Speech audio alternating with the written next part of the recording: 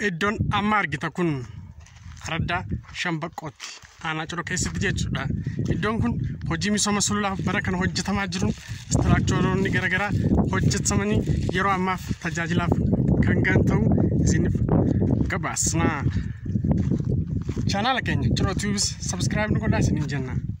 Yaabdoo Shambaqqoo lafa tabbaa yookaan lafa dhagaan baay'ee xaxamee fi qormaata garaagaraa kan namatti ta'udha.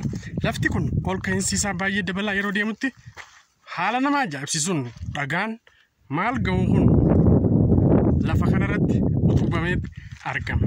Lafti dhagaa kun akkamitti misoomee gara bu'aa qabeessummaa isaatti deebi'uun tajaajila uummataaf akka ooluu danda'u ogeeyyoonni qonnaatis gahee isaanii irratti bahachaa jiru. Mee daawwadhaa. Haala kanaan dhagaa kana cabsuun qonnaan bulaan keenya hojiilee garaagaraa hojjechaatee argama. Dhagaan kun waan nama raajii namatti ta'u dhagaa baay'ee guddaadha hammisaa jechuudha. Haa ta'u malee qonnaan bulaa keenyaaf uumaa miti. Uumamni akkanaa kun raajiidhaa mitiiree. Haa ta'u malee hojiilee istiraakcharaa hojjetamaniin wanti bu'aa qabeessa ta'ee fi wanti abdachiisaa ta'e uumamaati jira.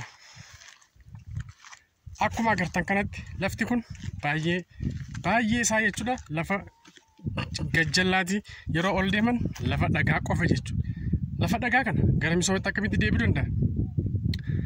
Kun hojii ogeessota misooma qonnaa qofa osoo hin taane hojii qonnaan bultoota hundaati.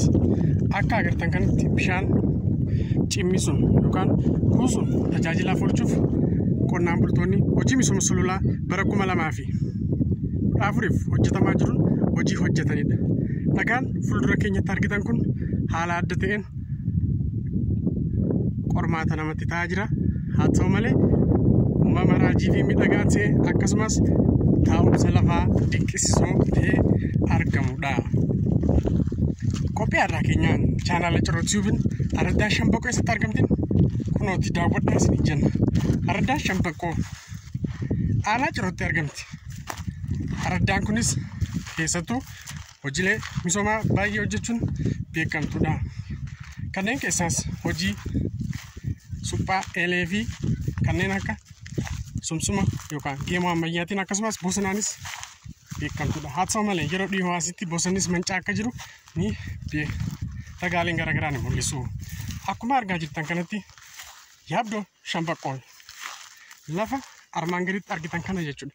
Gaddaa armaan gaditti gajjallaa kanatti argitan jechuudha. Kanaafuu waan nu waliin turtaniif galatoomaa isiniin jenna.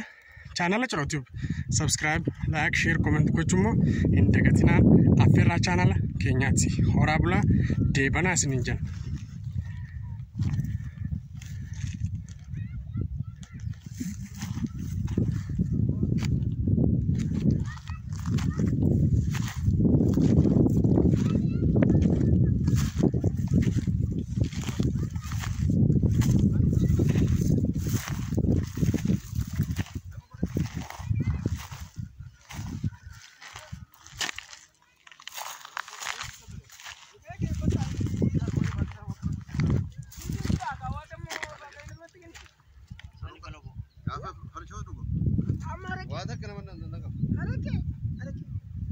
Yoo ati gorsite sinna beekaa meeshaa nyaachuu.